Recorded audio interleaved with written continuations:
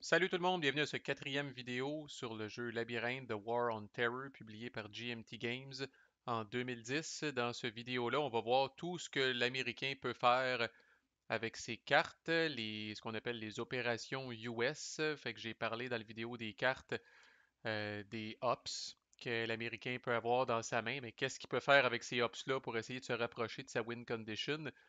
C'est tout le propos de ce vidéo. Concept de base hyper important, et là vous allez comprendre pourquoi vis-à-vis les governance des pays, pourquoi il y a un chiffre. Donc l'Américain, pour faire quoi que ce soit dans un pays, doit jouer un nombre de hops égal ou supérieur à la governance de ce pays-là. Donc des pays dont la governance est good, c'est super facile, n'importe quelle petite carte de 1 va faire la job. Un pays fair, ça prend 2 hops, et un pays poor, ça prend 3 hops.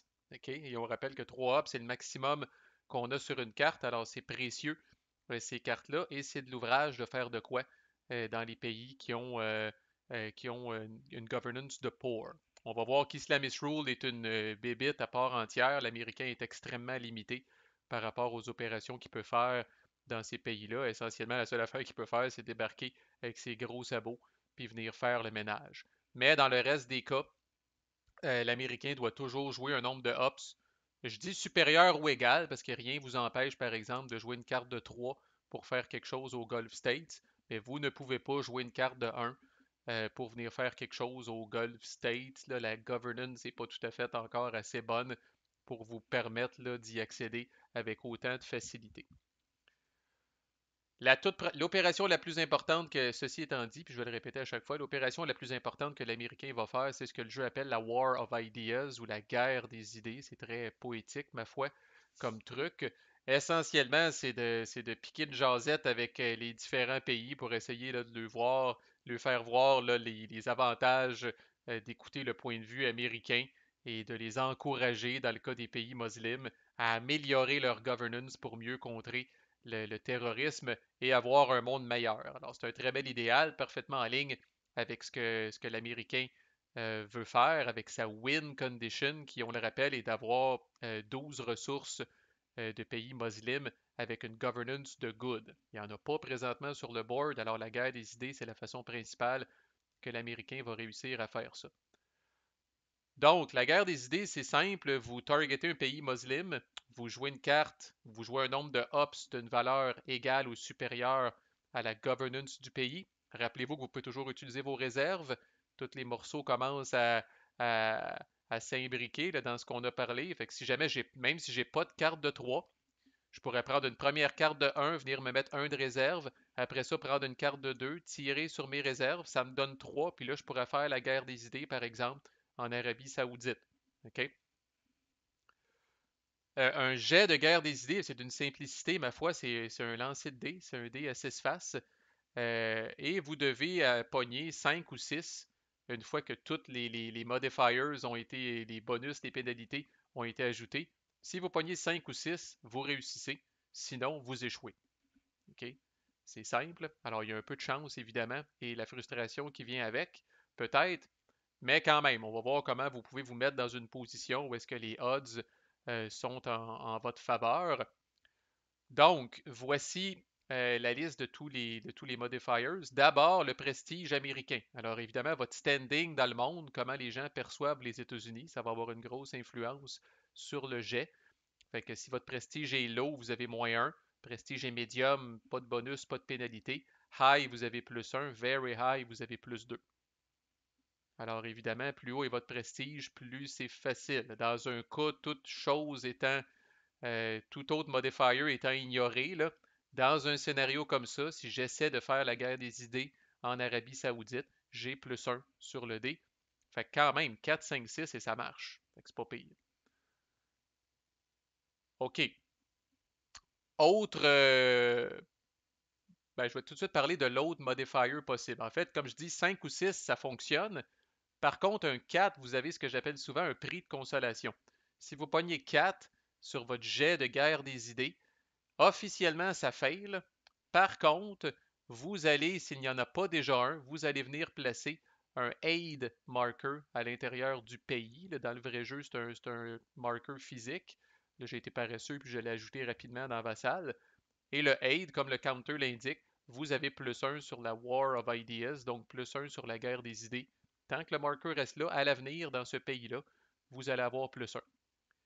C'est-à-dire que vous êtes partis, ils ont dit non, merci, ça ne nous intéresse pas, mais ça lui trotte dans la tête. Là. Ça lui trotte dans la tête et sont plus ouverts, sont plus réceptifs à vos futures tentatives. Très important, règlement qui est moppé par beaucoup de newbies. Je le répète, comme je l'ai dit la première fois, là, ça vaut la peine pour que ça rentre. Là. On dit qu'on retient juste 10% de ce qu'on se fait dire. Fait qu'il y a des affaires que je vais dire 10 fois pour être certain que vous vous en rappelez. Mais si vous pognez 4 comme résultat final de guerre des idées, vous mettez un aid marker dans le pays uniquement s'il n'y en a pas déjà un. Alors, via cette façon-là, vous ne pouvez pas empiler les aid markers jusqu'à temps que vous ayez +8 sur vos jets de guerre des idées. Euh, Quand vous pognez 4, vous regardez, y a-t-il déjà un aid marker dans le pays? Si oui, c'est un fail. Sinon, vous en mettez un pour que la prochaine fois, ce soit un peu plus facile. Les événements, c'est différent. Si j'ai déjà un aid marker en Arabie Saoudite, j'ai un événement quelconque qui me dit de placer un aid marker en Arabie Saoudite, là, je peux en placer un deuxième. Mais via des War of Ideas qui fail, je ne peux jamais placer plus qu'un aid marker dans le pays. Donc ça, c'est une autre source de bonus. On va parler d'une pénalité potentielle très importante. Rappelez-vous, dans d'autres vidéos, j'ai dit à quel point ça va pas bien quand le monde n'est pas en harmonie avec l'Américain. Alors, dans un scénario comme ça, l'Américain est hard, le monde est à 1 soft. Alors, l'Américain et le monde ne sont pas sur la même longueur d'onde. Alors, je vais avoir une pénalité sur mes jets de guerre des idées égale à la valeur de ce marker-là. Alors, ça vient pas beau très vite, là, et on rappelle que ce marker-là peut topper à 3. Alors oui, dans un scénario comme ça, j'ai -3 sur mes jets de guerre des idées. Alors, vous essayerez de pogner 5 ou 6 avec un dé, avec -3 dessus. C'est définitivement quelque chose que l'Américain doit fixer le plus rapidement possible, sinon il sera probablement jamais capable de réussir ses jets de guerre des idées. Alors, cette track-là ne peut que donner des pénalités. Elle ne donne pas de bonus. Ça, c'est très important aussi. Fait que même dans un monde où les gens là, sont parfaitement en ligne avec moi là, et tout le monde est hard, la vie est belle. Alors, dans un scénario comme ça, tout ce qui arrive, c'est que je n'ai pas de pénalité. That's it. Alors, ça ne peut que me donner du trouble et me donner des pénalités, mais c'est pas parce que le monde est à hard 3 puis que moi je suis hard que j'ai soudainement +3 sur mes jets de guerre des idées. Si vous le jouez de même, l'Américain va gagner la plupart de vos games. C'est juste que je n'ai pas de pénalité dans ce cas-là. Alright, l'autre chose importante, qu'est-ce qui arrive si je réussis mon jet de guerre des idées? J'aurais peut-être pu dire ça en partant, là, vous me direz. D'abord, si le pays est neutre, je n'améliore pas sa governance tout de suite. Si le pays est neutre, un succès va me permettre de l'amener allié. Alors, je repars de chez eux, là, il est bien content, puis à l'avenir, là, nous faisons un pacte de coopération contre le terrorisme, puis tout le kit, la vie est belle, mais sa governance comme telle n'a pas changé. Il est devenu allié. Si par contre, je fais la guerre des idées dans un pays qui est déjà allié et que je réussis, là, je vais améliorer sa governance. Alors, dans le cas où je réussis mon jet en Arabie Saoudite, là, je vais venir augmenter sa governance. Et là, c'est hot parce que là, l'Arabie Saoudite est maintenant fair. Ça veut dire que là, à l'avenir, je n'ai qu'à jouer une carte de 2 hops pour être capable de faire la guerre des idées en Arabie Saoudite. Alors, non seulement ils sont plus proches de good, mais c'est plus facile de faire la guerre des idées en Arabie Saoudite à partir de maintenant, ce qui est quand même nice. Fait intéressant à noter, les pays adversary vous haïssent tellement la face comme Américains que vous ne pouvez pas faire la guerre des idées à l'intérieur de ces pays-là. Alors, dans le scénario de base, la Syrie, l'Irak et la Libye sont complètement fermés, détestent tellement les Américains qu'ils veulent rien savoir, leurs portes sont fermées. Vous ne pouvez même pas les appeler pour jaser de guerre au terrorisme, ils veulent rien savoir. Donc, quand vous allez faire la guerre des idées, c'est nécessairement dans un pays qui est soit neutre, soit allié. S'il est neutre puis vous réussissez, vous l'amenez allié, il garde sa governance actuelle. S'il est déjà allié, vous améliorez sa governance d'un niveau. Ce qui m'amène à parler des deux derniers modifiers, c'est quand même de l'ouvrage d'amener un pays de fair à good, de dire qu'un pays musulman a une aussi bonne governance d'un point de vue américain là, que les pays européens, que les États-Unis eux-mêmes, que les pays occidentaux. Pour représenter ça, quand on est rendu à faire passer un pays de fair à good, on a moins un sur le jet. Alors, dans une situation comme ça, où mon prestige est à médium, et j'essaye de faire passer le Pakistan là, de fair à good, il faut que je pogne 5 ou 6 avec moins un sur le jet. Alors, c'est tough. Si je pogne 6, je réussis. Si je pogne 5, moins un, ça donne 4. N'oubliez pas, il n'y a pas de aid dans le pays. Alors, je viendrai mettre un aid. Et ce aid-là va faire en sorte que je n'ai la pénalité de l'amener à good est offsetée par le aid marker. Alors, mes jets à l'avenir, 5 ou 6, ça réussit. Alors, tôt ou tard, le US va réussir à force de brasser, mais il ne faut pas oublier que pendant ce temps-là, le djihadiste n'est pas immobile. Il va tout faire pour contrecarrer les plans des États-Unis et surtout pour amener son attention ailleurs et le forcer à utiliser ses cartes, à faire autre chose, à se défendre, plutôt que d'essayer de courir après sa win condition. Le dernier modifier qui existe, si vous avez un pays qui est allié et good, vous avez un plus un sur la guerre des idées sur tous les pays adjacents à ce pays-là.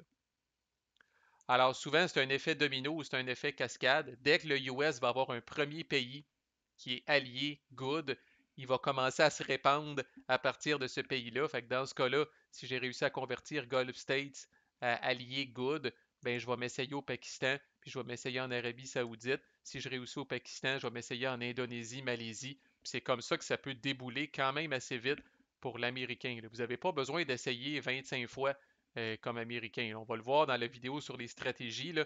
Ce que vous avez besoin, c'est des petites fenêtres d'opportunité où votre prestige n'est pas pire, vous n'avez pas de pénalité, puis il n'y a pas de feu à éteindre. Là, vous allez essayer de convertir, améliorer la governance des pays. Mais quand vous commencez à avoir des good allies, vous avez beaucoup de choix, beaucoup de possibilités. Fait que si je récapitule, c'est tout écrit dans le player aid du jeu. -1 quand vous essayez de shifter à good governance. +1 si vous avez un allié euh, adjacent qui est good. Et c'est +1 au total, c'est-à-dire que faire ça ici, governance good, shift à allié. Si j'essaie présentement au Pakistan, on va enlever ça pour que ce soit simple, là, je n'ai que +1. Okay, je n'ai pas +2 parce que le Gulf States est good ally, puis l'Indonésie, Malaisie est good ally. Je n'ai que +1. Fait que dans ce cas-là, j'aurais -1 shift to good, +1 parce que j'ai au moins un adjacent good ally. Alors, ce serait mon jet de dés naturel. N'oubliez pas la pénalité du GWAT Relations Table. N'oubliez pas le prestige et comptabiliser les aid markers qu'il y a dans le pays. Donc, c'est le pain et le beurre de l'Américain, c'est ce qu'il essaye de faire désespérément au travers du reste, euh, d'amener le plus de pays possible à good governance. Mais on peut voir que, c'est de tester ce pays-là, fait qu'on peut voir qu'un pays qui teste, et je rappelle que 2 tiers des pays vont tester poor neutral. Fait qu'un poor neutral, ça prend 3 hops d'abord pour l'amener allié, un autre 3 hops pour l'amener à fair et un 2 hops pour l'amener à good. Et là, ça, c'est sous-entendant que tous ces rôles-là ont marché. Quand le rôle échoue, c'est d'une tristesse infinie. Là, vous jouez une carte de 3, vous échouez, c'est à recommencer avec une autre carte de 3. Là. Alors, c'est vraiment de l'ouvrage quand même pour amener certains de ces pays-là à good. Là. Mais c'est 12 ressources comme ça et vous gagnez comme Américain. Comme je disais, c'est votre but dans la vie. L'Américain peut aussi faire la guerre des idées dans les pays non musulmans. Ça sert à quoi, me direz-vous? On va remettre un scénario là, qui tape ses nerfs un peu à l'américain et qui est pas mal plus semblable à ce qu'on voit dans la vraie vie. Fait qu'on a ici un cas où les États-Unis sont à hard et le monde est à 1 soft. Donc l'américain, pour l'instant, a une pénalité de -1 sur ses jets de guerre des idées. Mais via de petites cartes quand même, parce qu'il ne faut pas oublier que les pays non musulmans, ils ont une governance soit de good ou de fair. Donc vos cartes de 1, vos cartes de 2, des fois dans votre main, peuvent servir à ça. Alors rien n'empêche le président des États-Unis à ce moment-là de jaser avec le président de l'Italie, puis de dire, mais tu penses pas qu'on devrait être un peu plus hard dans notre guerre contre le terrorisme? Alors, dans les faits, même principe, vous jouez une carte de valeur égale ou supérieure à la governance du pays. Dans ce cas-là, une petite carte de 1 est suffisante. Et vous faites la guerre des idées en Italie. Ce que ça fait, vous faites juste rebrasser la posture du pays, comme si vous testiez le pays à l'origine. Fait que vous brassez un dé, 1 à 4, le pays est soft, 5 à 6, le pays est hard. Et évidemment, dans ce cas-là, si je suis l'Américain, j'espère pogner 5 ou 6 sur mon dé pour venir switcher l'Italie de soft à hard et ainsi venir éliminer la fameuse pénalité que j'avais sur mon dé parce que là, le monde penche maintenant un petit peu en faveur de l'idéologie américaine. Et en bonus, si vous réussissez la guerre des idées comme ça dans un pays non musulman, c'est-à-dire que si après avoir fait la guerre des idées, la posture du pays est la même que celle de l'Américain, ben vous avez +1 de prestige en prime. Alors voici un cas, c'est un exemple un peu Walt Disney, là, mais quand même, voici un cas où j'avais euh, pas de bonus de prestige et j'avais même -1 à cause que le monde était désaligné par rapport à moi. Avec une petite carte de 1, je réussis à faire, entre guillemets, entendre raison à l'Italie. Je réussis à les ramener hard. Je viens d'offsetter la pénalité. Et en plus, le fait de tomber à 7 de prestige me donne maintenant +1 à la guerre des idées. Alors, c'est un des autres avantages de jouer 2 cartes back-à-back dans Labyrinthe, c'est que si j'ai fait ça avec ma première carte, bien, sans que le djihadiste puisse réagir, je peux tout de suite utiliser ma deuxième carte pour profiter de cette situation-là avant que ça change pour aller faire la guerre des idées dans un pays musulman, avec +1 grâce à mon prestige et tous les autres modifiers considérés. Donc, ça a été un peu long, ça, cette affaire-là, mais c'est, comme je dis, c'est le but dans la vie de l'Américain. Fait que tout le reste qu'on va parler, c'est beaucoup plus du damage control. Tout le reste des opérations, curieusement, qu'on va parler pour l'Américain, c'est du damage control pour contrecarrer le djihadisme. Et ne jamais perdre de vue comme Américain que vous avez beau tuer des cellules à gauche et à droite, alerter des plots, comme on va voir tantôt, votre but dans la vie est d'amener 12 ressources de pays musulmans à good, et ça, c'est via la guerre des idées qu'on vient de parler que vous venez à bout de le faire. Et ne jamais oublier, c'est peut-être pas une erreur si classique que ça, mais quand même, je suis certain qu'il y en a qui se font pogner. Alors, je répète, si le pays est neutre, un succès à la guerre des idées l'amène allié. Ça n'improve pas la governance. OK? Deuxième opération que le US peut faire, c'est ce qu'on appelle deploy. Donc, c'est de déployer des troupes. Même principe, ça aussi je vais le répéter plusieurs fois. Si vous voulez déployer des troupes dans un pays, vous devez jouer une carte ou un nombre de hops égal ou supérieur à la governance du pays. Alors, par exemple, dans ce cas-là, si je veux déployer des troupes en Arabie Saoudite, je dois jouer 2 ou 3 hops pour être capable de déployer des troupes ici. Si jamais l'Arabie Saoudite est poor, je dois jouer 3 hops pour être capable d'y déployer des troupes. Alors, des troupes, on ne peut que les déployer dans les pays musulmans. On n'en arrive pas en Italie. Là. Les États-Unis ne débarquent pas avec 10 troupes en Italie. Là. On ne peut que les déployer dans les pays musulmans et on ne peut que les déployer dans les pays musulmans alliés. Alors, adversary, encore là, on oublie ça. Même neutre, on oublie ça. Ils vous haïssent moins qu'avant, mais pas au point de vous ouvrir les portes, puis oui, oui, amène tes troupes, puis tu sais, installe-toi dans une base militaire au bout de la rue principale. C'est pas comme ça que ça fonctionne. Il faut que le pays soit allié. Et les troupes doivent toutes venir du même endroit.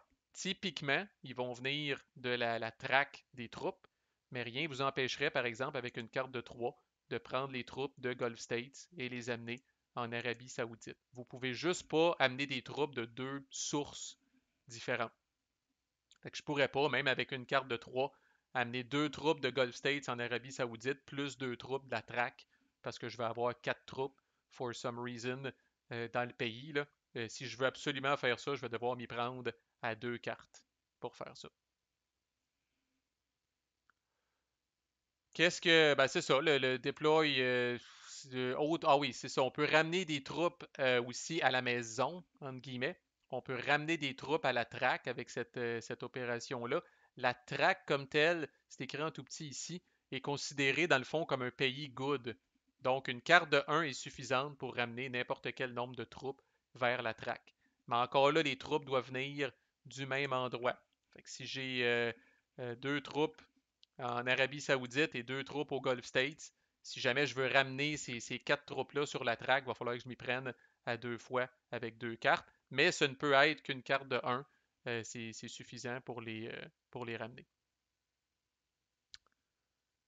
C'est vrai, j'ai dit que je parlerais de l'Iran, cette bibite spéciale, lors des opérations de chaque joueur. Alors évidemment, on ne peut pas faire la guerre des idées en Iran et on ne peut pas déployer de troupes en Iran non plus.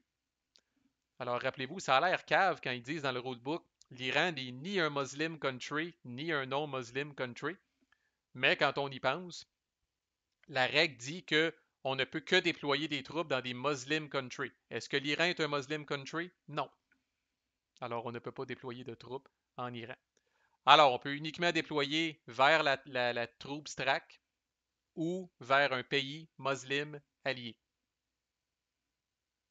Alors, si je fais une première guerre des idées au Pakistan, puis que je réussis, on peut se dire, ah, c'est poche, il n'a pas encore amélioré sa governance, mais il est maintenant allié. Alors, si jamais le djihadiste, par exemple, menace au Pakistan, je peux quand même faire un déploy comme Américain. Je peux amener des troupes là pour, entre guillemets, défendre le pays contre les djihadistes. Alors, tout n'est pas perdu. Un pays allié a quand même ça d'intéressant.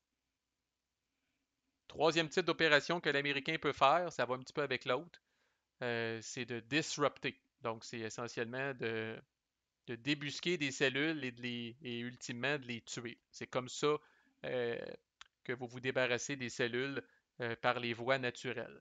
Alors, disrupter, on peut faire ça dans trois types de situations. Tous les pays non musulmans peuvent disrupter. Qu'ils soient good, fair, tous les pays non musulmans peuvent disrupter. Les pays musulmans qui sont alliés peuvent disrupter. Et les pays musulmans avec deux troupes ou plus peuvent disrupter également. Peu importe le ralliement. OK? Alors, si, for some reason, j'ai deux troupes ici en Arabie Saoudite, même si l'Arabie Saoudite, via un événement, par exemple, est redevenue neutre, je ne peux plus déployer de nouvelles troupes dans ce pays-là comme Américain. Mais je ne sais pas, les deux troupes qui sont là, ils ont déjà payé leur bail, ils ont déjà payé leur loyer pour l'année. Alors, ils sont là, ils peuvent disrupter des cellules djihadistes qui se trouveraient dans le pays. Et je vais même aller plus loin que ça. Encore là, pour une raison X, Y, Z, l'Arabie Saoudite deviendrait adversary, mais j'ai des troupes encore qui sont dans le pays, peuvent encore disrupter. Moyennant 3 ops dans ce cas-là, parce que c'est encore la governance du pays qui va déterminer là, quelle carte il faut jouer, c'est quoi la quantité de hops qu'il faut jouer pour être capable de disrupter. Par contre, je le répète, dans un scénario comme ça, je ne peux plus amener de nouvelles troupes en Arabie Saoudite. Et si jamais je déploie les troupes d'Arabie Saoudite, je les ramène par exemple à la traque ou je les amène ailleurs, ben là, oubliez ça, je ne pourrai plus déployer de nouvelles troupes dans ce pays-là tant qu'il va être adversary. Même s'il devient neutre, je ne pourrai pas non plus. Il va falloir que j'attende qu'il redevienne allié. Et rappelez-vous, toujours bon de répéter des affaires une fois de temps en temps. Adversary, vous ne pouvez pas faire de guerre des idées dans ce pays-là. Alors, il faudrait que vous attendiez un événement ou quelque chose pour être capable là, d'amener l'alignement de ce pays-là à neutre avant d'être capable de faire de quoi. OK, qu'est-ce que ça fait? Évidemment, un disrupt, on ne nettoie pas le pays d'une shot nécessairement. Là. Donc, comment ça fonctionne? Fait que premièrement, un disrupt dans un pays non musulman qui est soft va affecter seulement une cellule. Si le pays est hard, comme l'Italie, le disrupt peut affecter jusqu'à deux cellules. Alors, c'est très important. On parle de quantité de cellules qui sont affectées. Il ne faut pas voir ça comme des hits. Il ne faut pas voir ça comme des coups qu'on donne aux cellules. L'erreur encore là classique du newbie, question qui est posée régulièrement sur Board Game Geek au fur et à mesure que de nouveaux joueurs découvrent ce jeu-là. Ici, l'Italie est hard. On dit qu'elle peut affecter deux cellules. Okay? Ça ne veut pas dire qu'elle peut faire deux coups sur la même cellule. Okay? Donc, quand on dit affecter une cellule, ça veut dire quoi? Ça veut dire qu'une cellule qui est sleeper, qui est son état par défaut, que j'ai parlé dans une vidéo précédente, c'est-à-dire que là, la cellule est incognito, on ne sait même pas que c'est un terroriste, le terroriste n'est pas fiché, on ne sait même pas qu'il existe à la limite. Donc, un premier disrupt, ce qu'il va faire, c'est qu'il va venir flipper la cellule active. Alors, dans le vrai jeu, on tourne la cellule avec le croissant sur le dessus pour dire cette cellule-là, maintenant, elle est active. OK? Ça veut dire qu'elle s'est fait remarquer, ça veut dire que on a trouvé là, des preuves là, d'activité terroriste qui impliquent ces cellules-là. Là. Voyez-le comme vous voulez, là. Mais là, maintenant, là, on sait c'est qui, on sait où ils sont, on sait où ils opèrent. Donc, on est plus proche d'être capable là, de les éliminer complètement. Et vous aurez deviné que si on affecte une cellule qui est déjà active, ben, c'est là où la cellule est tuée. Mais vous ne pouvez jamais, erreur classique de newbie, si vous vous faites avoir après mes vidéos, je vais vous renier. On ne peut jamais, dans ce cas-là, même si l'Italie est hard veut dire qu'ils peuvent affecter deux cellules. Vous ne pouvez jamais, en une shot de disrupt, prendre une cellule qui est sleeper puis de dire, bon, ben, premier hit, je la mets active, deuxième hit, je l'élimine. Malheureusement, si vous voulez faire ça, ça va vous prendre deux cartes. Vous pouvez jouer ces cartes-là back-à-back si vous voulez. Rappelez-vous, vous avez deux card play de suite. Je pourrais jouer une première carte de 1, flipper la cellule. Je pourrais jouer une deuxième carte de 1, éliminer la cellule. La différence entre un hard et un soft, c'est imaginer un scénario comme ça ici. Donc, dans le cas de l'Italie qui est hard, je joue une première carte de 1, j'affecte deux cellules. Alors, je flippe les deux actives. Et avec ma deuxième carte, j'affecte deux cellules, donc j'élimine deux cellules. Même scénario, même carte que j'utilise, mais en Allemagne. Alors, première carte, je n'affecte qu'une seule cellule. Et deuxième carte, je n'affecte qu'une seule cellule. Et là, c'est le US qui décide. La grande majorité du temps, il va prendre, même 99% du temps, il va prendre la cellule qui est déjà active et il va l'éliminer. Mais il pourrait, pour une raison obscure, c'est légal, décider d'affecter la deuxième cellule et de la mettre active, celle-là aussi. Bon, on voit la différence, entre guillemets, en efficacité entre un pays non musulman qui est soft et un pays non musulman qui est hard. Un pays musulman qui est allié, mais qui n'a pas de troupes dedans, n'affecte qu'une seule cellule, comme un pays soft. Alors, Pakistan ici, allié, mais pas de troupes, décide de faire un disrupt avec une carte avec un nombre de hops de 2 ou plus, ne va affecter qu'une seule cellule. Quand vous avez deux troupes ou plus dans le pays, ben, deux avantages. Premièrement, vous êtes capable de faire des disrupts, je le répète, même si le pays n'est pas allié. Ça, c'est le premier avantage. Deuxième avantage, vous affectez deux cellules, comme un pays hard qu'on vient de parler. Et troisième avantage, qui est loin d'être négligeable, vous gagnez un de prestige à chaque fois que vous faites un disrupt dans un pays musulman qui contient deux troupes ou plus. OK? Alors, les troupes, un peu comme les policiers, là, vont souvent se promener deux par deux. Là. J'ai rarement, if ever, vu dans ma vie un Américain amener seulement une troupe dans un pays. OK? Ça ne vous permet pas de disrupter. Puis et donc, vous n'avez pas le prestige et alouette. Là. Il vous faut deux troupes ou plus dans le pays pour disrupter et pour avoir le plus un de prestige. Alors, thématiquement, les troupes américaines ont fait un bon coup. Ils ont capturé des terroristes. Ils ont déniché des terroristes. Ça a passé sur CNN. Le monde est content. Le monde applaudit. C'est bon pour le prestige américain. Quand on entend parler là, de terroristes là, qui ont été capturés, envoyés à Guantanamo ou carrément tués. Là. Fait que, alors, un scénario comme ça, être certain que vous avez bien compris. Deux troupes américaines, même si le pays est neutre, pas grave, je joue deux ops ou plus, je suis capable de disrupter ici. J'affecte deux cellules. Alors, celle-là qui est déjà active, je la tue. Celle-là, je la flippe et ça me donne plus un de prestige. C'est une des façons comme Américain, si votre prestige est dans le trouble, que vous pouvez le remonter en faisant un peu de tapage puis en éliminant des cellules. C'est aussi une façon de protéger un pays. C'est outre les événements, c'est la façon classique que l'Américain se débarrasse des cellules. Alors c'est sûr, c'est long, comme on dit, c'est un two-step process, dans le sens où si les cellules sont sleepers, faut d'abord les débusquer, il faut d'abord les flipper actives, puis après ça, on les élimine. Mais rappelez-vous, c'est pour ça que vous pouvez jouer deux cartes back-à-back. Alors, une première carte pour les flipper, puis une deuxième carte pour les éliminer. Why not? Voilà pour Disrupt. N'oubliez pas que les États-Unis ont une posture, eux aussi, hard ou soft. Alors, pour les cellules qui sont aux États-Unis, c'est le même principe que pour les pays non muslims. Donc, si j'ai deux cellules ici, le US est hard, je joue une carte de 1, j'affecte deux cellules, donc je peux flipper les deux cellules actives. Et à un prochain card play, le US est hard encore, j'affecterai deux cellules, j'éliminerai les deux cellules. Erreur encore là classique de newbie, question régulière du newbie, est-ce que si je disrupt aux États-Unis, j'ai le +1 de prestige? Les gens posent cette question-là, il ne faut pas les blâmer. Ce sont des gens très enthousiastes envers le thème et ils disent ouais, mais il y en a des troupes aux États-Unis, gars, j'ai une traque de troupes ici qui est pleine, sont toutes aux États-Unis. C'est plus abstrait que ça. Ces troupes-là ne sont pas physiquement aux États-Unis, ils peuvent être dans des bases un peu partout de par le monde, mais bref, pour faire une histoire courte, la réponse c'est non. Si vous disruptez aux États-Unis, vous n'avez pas deux troupes à l'intérieur du pays. Et d'ailleurs, ce n'est même pas un pays euh, musulman.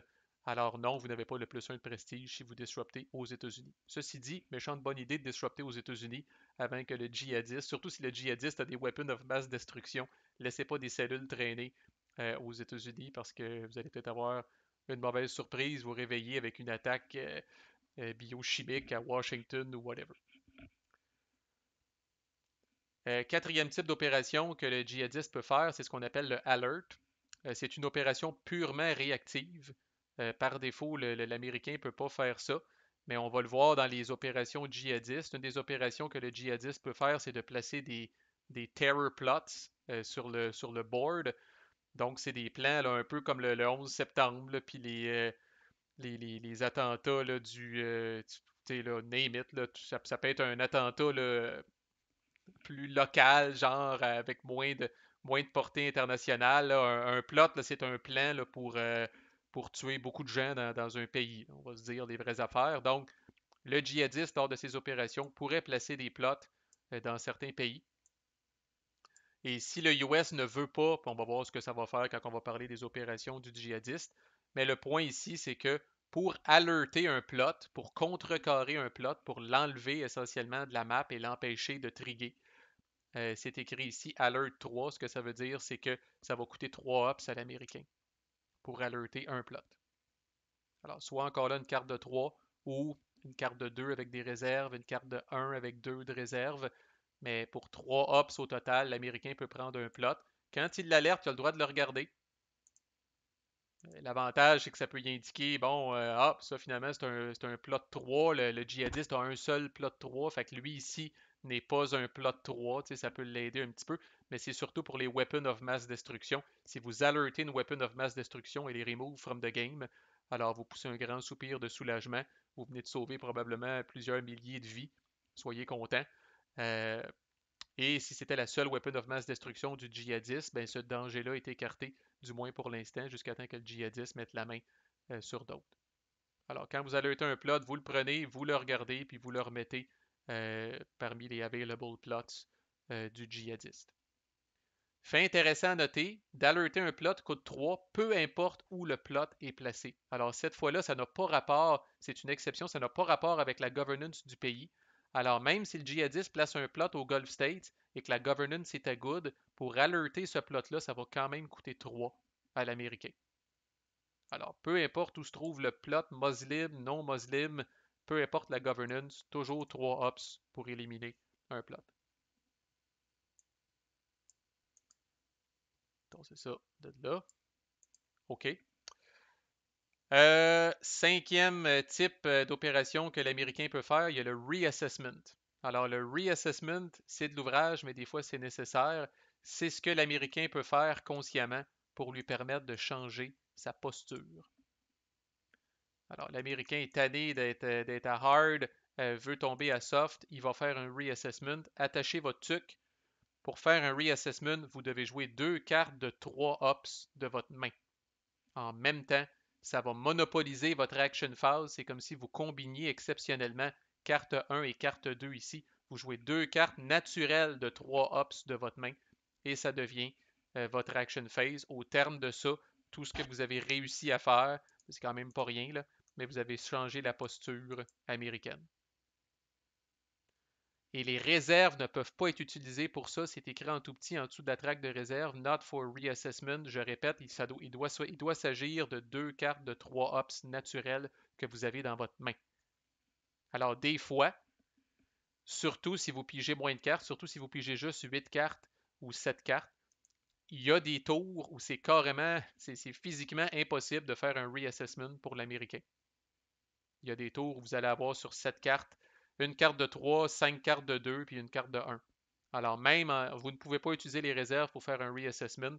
Vous regardez, est-ce que j'ai 2 cartes de 3 hops dans mes mains? Si la réponse c'est non, ben, vous avez moins de choix d'opération. Vous n'êtes même pas capable de faire un reassessment.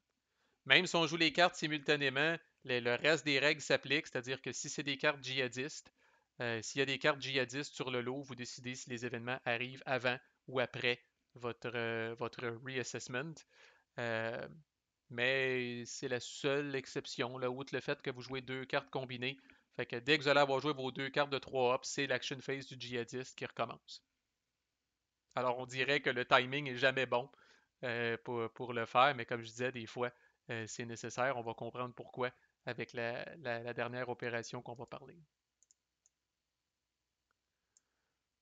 Alors parlons-en de cette dernière opération-là. C'est en fait un type spécial de deploy.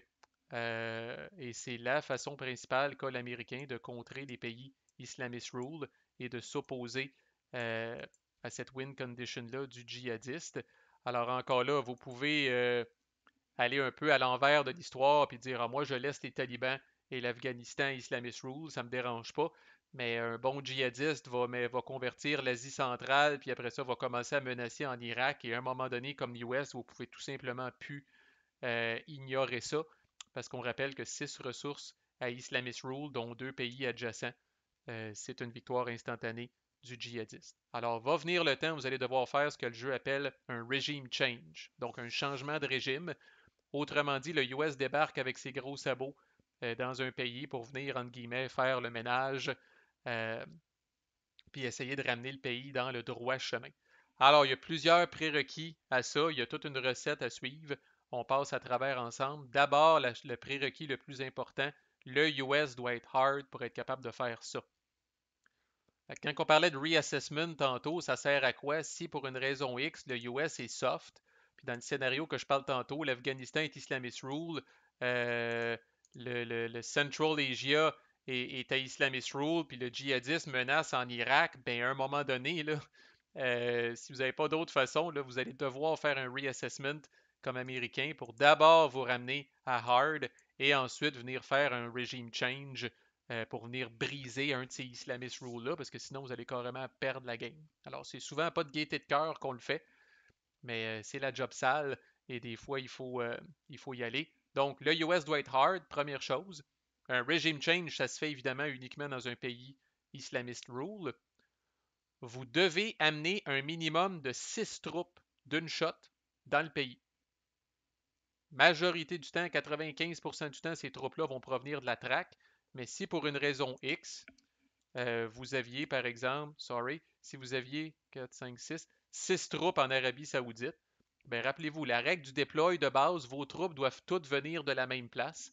Donc, vous pourriez prendre ces 6 troupes-là de l'Arabie Saoudite puis les amener en Afghanistan pour faire un changement de régime. Alors, on a collé au CB ces 6 troupes-là, de dire là, vous prenez l'hélico puis vous vous en allez en Afghanistan pour faire le regime change. Les troupes pourraient provenir de la traque aussi. Vous amenez un minimum de 6 troupes. Vous pourriez en amener 8, vous pourriez en amener 10, 12, 15 à la limite, s'ils sont tous à la même place. Puis on va voir, même si ça semble farfelu, on va voir tantôt des avantages d'amener plus que 6 troupes. On va reparler dans les stratégies aussi. Pour l'instant, concentrons-nous sur la mécanique. Vous amenez 6 troupes dans le pays. Toutes les cellules du pays deviennent actives instantanément. Alors, on débarque avec toutes les CV là, des terroristes et des talibans qu'il y a dans le pays. Là, on sait tout ce qui reste, on sait toutes les adresses, toutes les cellules deviennent actives. Le pays devient allié automatiquement. Et on va brasser la gouvernance du pays comme si on le testait pour la première fois. Alors, c'est le classique 1 à 4 pour, 5 à 6 fair. Alors, on va y aller. Tiens, je vais brasser un dé. Fait que là, je suis chanceux, j'ai pogné 5. Alors, à ma grande surprise, le pays est déjà euh, un fair ally, quand même. On va voir que je ne suis pas sorti du bois nécessairement pour autant, mais ça, c'est une très bonne nouvelle. Quand vous faites un regime change puis que le pays teste à fair, c'est quand même très intéressant parce que ça va vous prendre des cartes, des moins grosses cartes pour être capable de faire des choses dans ce pays-là. Et Dieu sait que ce pays-là va vraiment devenir le centre de l'attention maintenant dans la game, comme c'est arrivé dans la vraie vie. Et la dernière chose qui reste, c'est que vous allez brasser votre prestige. Ça veut dire quoi, brasser votre prestige? Roll Prestige, que ça s'appelle dans le jeu. Il y a des événements qui vont vous demander de faire ça et certains types d'opérations comme celle-là vont vous demander de faire ça. Alors, brasser le prestige, c'est une façon de dire, c'est une façon de gager comment le monde va réagir par rapport à cette opération d'envergure-là.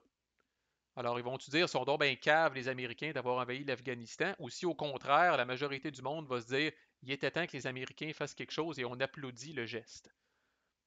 Alors, rôle prestige, de manière générale, c'est quand même négatif pour l'Américain. Vous allez comprendre pourquoi. Rôle prestige, ce qu'on fait d'abord, c'est qu'on brasse un premier dé pour savoir est-ce que le prestige va descendre ou est-ce qu'il va monter. 1 à 4, le prestige va descendre. 5 à 6, le prestige va monter. Alors, vous voyez que vous avez quand même plus de chances que votre prestige descende que votre prestige monte. Alors, encore là, on va le faire pour les besoins de la cause. Je brasse un dé, je pogne 5 encore une fois, n'ajustez pas votre appareil. Mon prestige va monter. Il va monter de combien? Je brasse 2 dés. Il va monter ou descendre, dépendamment de ce que j'ai pogné à mon premier dé, du plus bas des 2 dés que j'ai brassés. Alors ici, je vais brasser 2 dés, les 2 dés noirs. My God! C'est mon jour de chance, si j'aurais dû jouer une game avec quelqu'un. Alors, 6 et 5, le plus bas, et 5, c'est-à-dire que là, mon prestige monte à 5 et s'en va dans le tapis, mesdames et messieurs. Okay, alors là, le monde est en extase par rapport à ce que les États-Unis veulent faire. Ne pas oublier, par contre, que si j'avais pogné 1 ou 4 sur mon premier dé, avec le même résultat ici, mon prestige aurait descendu de 5.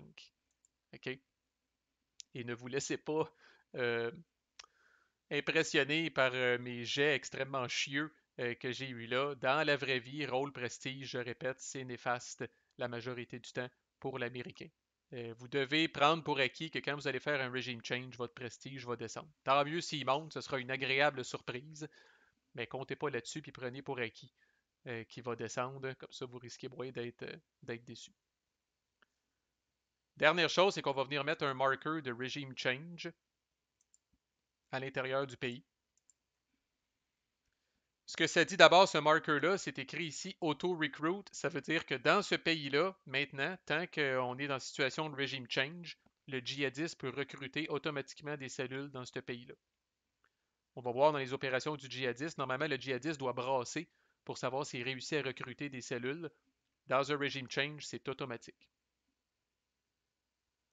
Fait que attendez-vous à du pushback, attendez-vous à de la résistance. Un bon djihadiste va vous faire payer cher d'avoir envahi un pays comme ça et va s'arranger pour que, comme dans la vraie vie, ça devienne un bourbier pour vos troupes et que ça devienne interminable et insoutenable comme patente. Alors voilà, j'espère que ça vous met de bonne humeur. Non, mais sérieusement, et le djihadiste a tous les moyens pour faire ça parce qu'il peut recruter automatiquement dans le pays.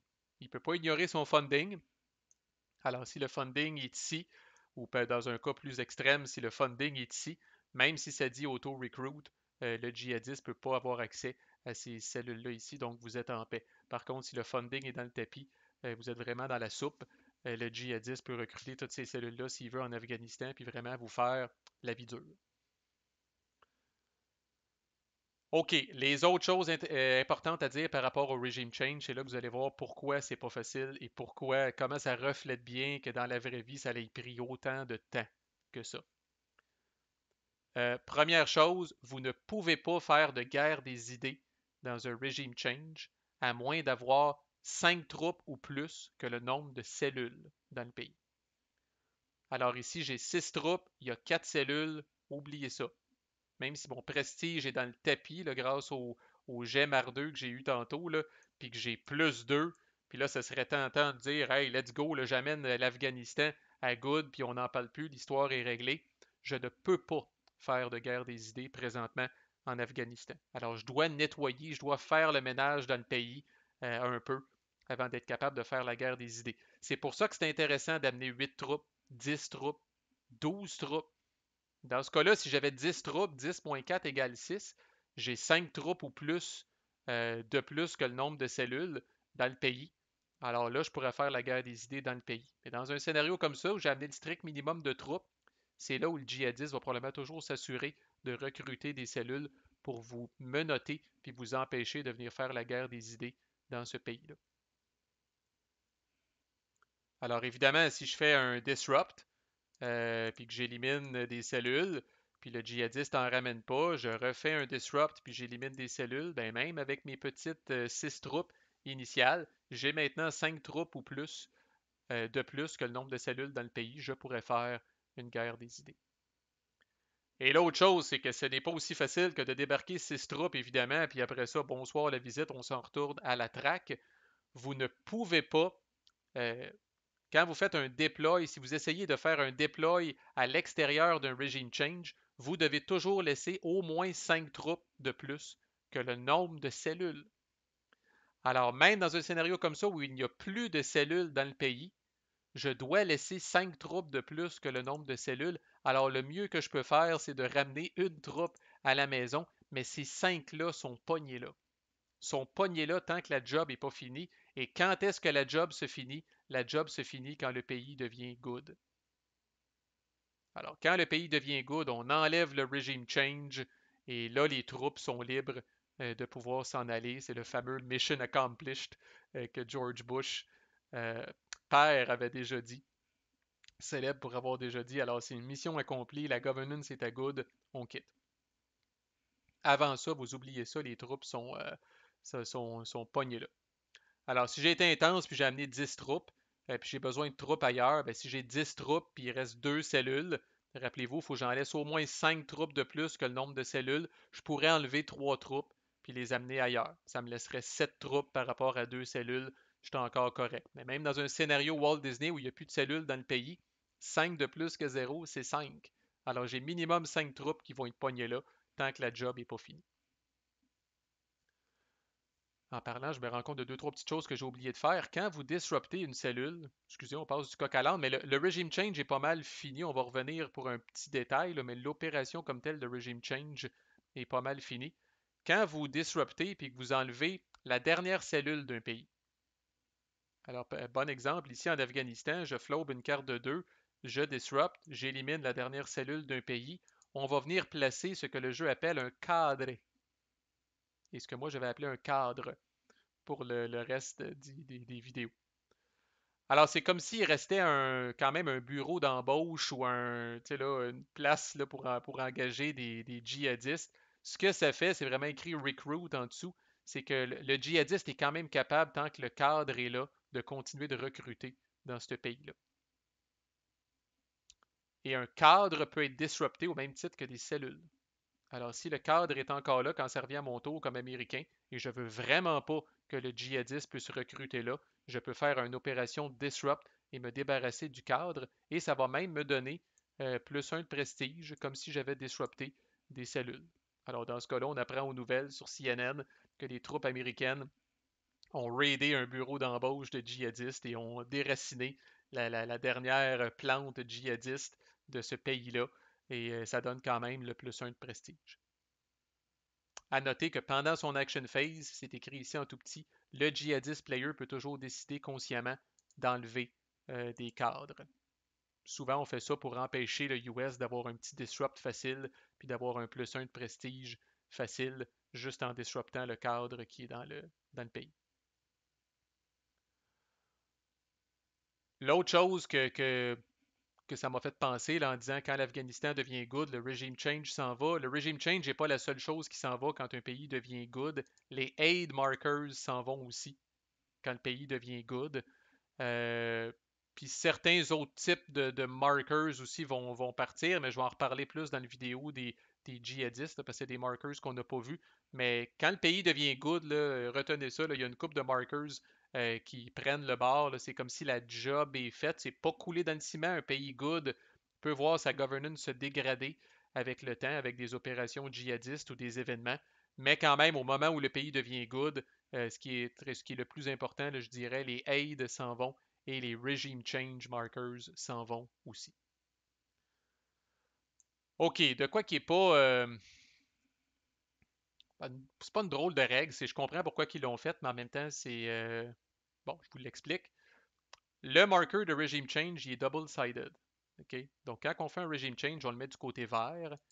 Et c'est un petit bout que j'avais skippé là, quand on avait fait la fin de tour ensemble dans une autre vidéo. C'est écrit ici, dernière étape en bas, regime change to tan.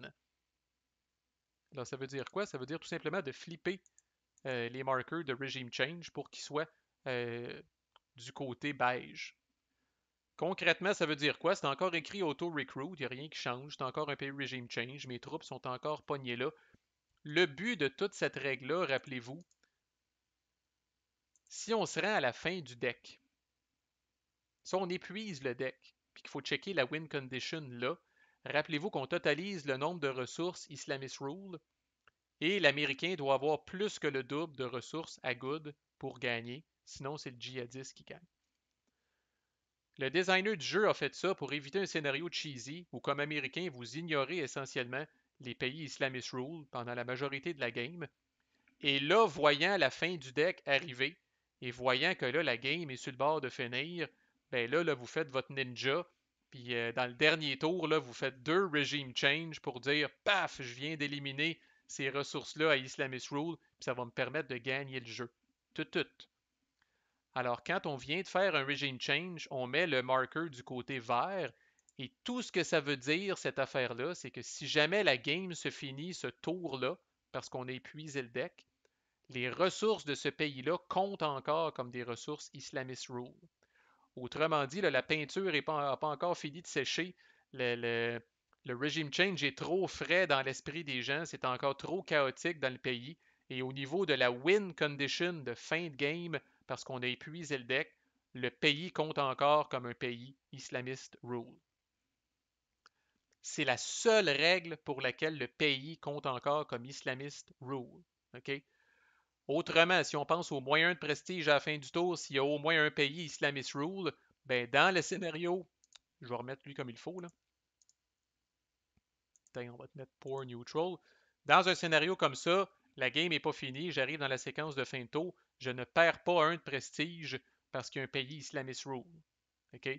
S'il y a une carte qui dit y a-t-il un pays islamiste rule, la réponse c'est non. La seule fois où les ressources du pays comptent comme étant islamiste rule, c'est si à ce tour-là, on épuise le deck, c'est la fin de la game. Personne n'a gagné via ses win conditions traditionnelles. Il faut faire le décompte de ressources Islamist Rule. Puis il faut que le US ait plus que le double en ressources good pour être capable de gagner. Alors, comme je dis, ça a été fait pour éviter un scénario cheesy.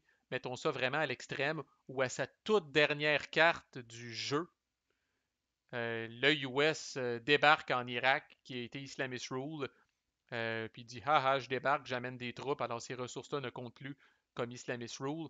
Alors, prévoyez-vous un petit peu d'avance. Si vous voyez on est à l'avant-dernier tour, qu'il reste maximum un tour, profitez-en pour faire des regime change pendant ce tour-là. À la fin du tour, les markers regime change vont flipper du côté tan, et là, ces ressources-là vont vraiment être ignorées dans le décompte. Mais si vous venez de faire le regime change ce tour-là, le marker vert veut dire que ces ressources-là comptent encore comme Islamist Rule dans le décompte final. Elle ne compte plus, par exemple, pour tout le reste. Et dernière chose, my God, on approche, je vais-tu me rendre à 1 heure? Peut-être pas.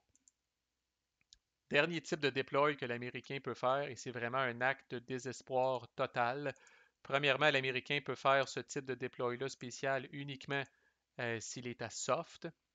Et vous me voyez venir. Ça consiste, je vais rien que remettre ça comme c'était. Regime change. On peut même mettre une coupe de cellules, peu importe.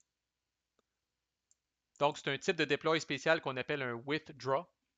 Ça prend, comme le regime change, ça prend 3 hops pour faire ça. Je ne l'ai peut-être pas dit pour le regime change, mais pour faire un regime change, ça prend 3 hops et vous avez le droit d'utiliser vos réserves. La seule fois où on ne peut pas utiliser les réserves, c'est quand on fait un reassessment où ça nous prend 2 cartes de 3 hops naturels. Mais pour être capable de faire un regime change ou pour être capable de faire un withdraw, ça prend 3 hops, mais on a le droit d'utiliser nos réserves. Donc même si le Islamist Rule, on va mettre Islamist Rule, donc même si le Islamist Rule n'a pas de valeur comme telle, n'a pas de chiffre, pour être capable de faire un regime change dans un pays Islamist Rule, ça prend 3 hops. Bon, fait que là, admettons que j'ai fait, j'ai fait le regime change. Alors, withdraw, comme le nom l'indique, là, c'est qu'on s'en retourne à la maison. Alors, on prend les troupes et on les ramène à la maison et c'est quelque chose qu'on peut faire, là. On peut ramener autant de troupes qu'on veut. On n'est plus limité à laisser 5 troupes de plus que le nombre de cellules. On peut vider le pays au complet. Et indeed, la fois où on va faire ça, généralement, on ne le fait pas à moitié et on va vider le pays au complet. OK, on s'en va, on abandonne, c'est trop souffrant, c'est trop dommageable. C'est vraiment, comme je disais, un move désespéré. J'ai pas fait ça souvent dans ma carrière de joueur professionnel de labyrinthe. J'ai pas fait ça souvent. Euh, Ça peut arriver, là, il y a un concours d'événements, on peut peut-être en parler plus dans la vidéo, des stratégies, là. Mais en gros, on vide la place. Euh, et c'est le seul avantage. Le seul avantage, c'est que vous videz la place. Le seul avantage, c'est que vous récupérez les troupes. Alors, j'espère que vous le faites pour une bonne raison, parce que vous allez voir, tout le reste, c'est du bad stuff. Tout le reste, c'est mauvais. Tout le reste, c'est dommageable. Alors, le seul avantage d'un withdraw, c'est de récupérer les troupes. Alors, pour le reste, attachez votre tuque. On enlève toutes les aid markers qu'il pourrait y avoir dans le pays. Alors, oubliez les bonus de plus 1 de guerre aux idées. On va venir mettre un marker qu'on appelle un besieged regime. On va voir dans les opérations djihadistes ce que ça fait. Pour l'instant, retenez que ça va être très facile pour le djihadiste de, de ramener ce pays-là islamist rule, où tout va être à recommencer essentiellement. Vous brassez votre prestige. Rappelez-vous, c'est pas parce que j'ai été mardeux tantôt que c'est positif, là. Brasser le prestige, c'est quelque chose de généralement négatif. 1 à 4, il va descendre. 5 à 6, il va monter. Donc, vous brassez votre prestige. Et ce que je trouve qui est vraiment la dernière claque d'en face, le marker de regime change demeure dans le pays. Alors, le djihadiste peut encore faire de l'auto-recruit. Alors, c'est pas parce que les États-Unis s'en vont que la paix et l'harmonie reviennent dans le pays. Ça continue d'être le bordel, ça continue d'être le chaos. Alors, le regime change demeure. Alors, le fait que le djihadiste puisse auto-recruter dans ce pays-là et qu'il y ait un besiege de régime, généralement, dans le même tour, le djihadiste va être capable de le ramener à Islamist Rule. Alors, c'est vraiment, là, comme je disais, un move totalement désespéré, là. Mais on va voir comment, dans certaines situations, ça peut faire du sens de faire ça. Dernière petite chose avant qu'on se laisse. Je pense que je vais me rendre à 1 heure. Puis quand je me rends à 1 heure, vous avez droit à un biscuit pour votre écoute patiente.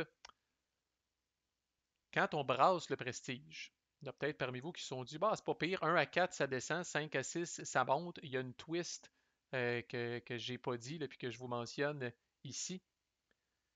Si le monde n'est pas en harmonie par rapport à l'américain, comme c'est le cas ici, l'américain est soft, le monde est hard, sur le dé qui détermine si le prestige monte ou descend, vous allez avoir une pénalité de -1. Alors, mine de rien, ça fait en sorte que maintenant, 1 à 5, le prestige descend et 6, le prestige monte. Alors, vous avez 5 chances sur 6 que le prestige descende si vous êtes désaligné avec le monde. Contrairement à la guerre des idées, vous n'avez pas une pénalité égale à la valeur du chiffre qui est ici. La question est tout simplement, y a-t-il une pénalité, y a-t-il une divergence entre le monde et l'américain? Si la réponse est oui, vous avez -1 sur ce dé-là. Alors, contrairement à la guerre des idées, où dans un cas comme ça, vous auriez -3 sur vos jets de guerre des idées, dans un cas comme ça, si on vous demande de rouler votre prestige, vous avez un -1 sur le premier dé, donc essentiellement 1 à 5, le prestige descend, 6, le prestige monte. Alors, c'est un pensez-y bien. Si on fait un regime change, par exemple, où le US est hard, le monde est rempli de softies, Ben là, à ce moment-là, vous faites un regime change, vous brassez votre prestige. Vous avez 5 chances sur 6 que le prestige descende. Alors voilà, ma foi, ce fut épique. Ce sont les opérations US dans le détail. Vous avez maintenant tout ce qu'il faut, en tout cas, pour être un joueur US compétent. Le prochain vidéo qui suit, vous l'aurez deviné, là, c'est la même chose, mais des opérations pour le djihadiste. Alors, vous avez quand même droit à un petit break, comme je disais, pour votre écoute attentive. Merci beaucoup. Puis quand vous allez être prêt, allez voir comment le djihadiste peut contrer ce que le US fait avec ses opérations. Merci de votre encouragement et à plus.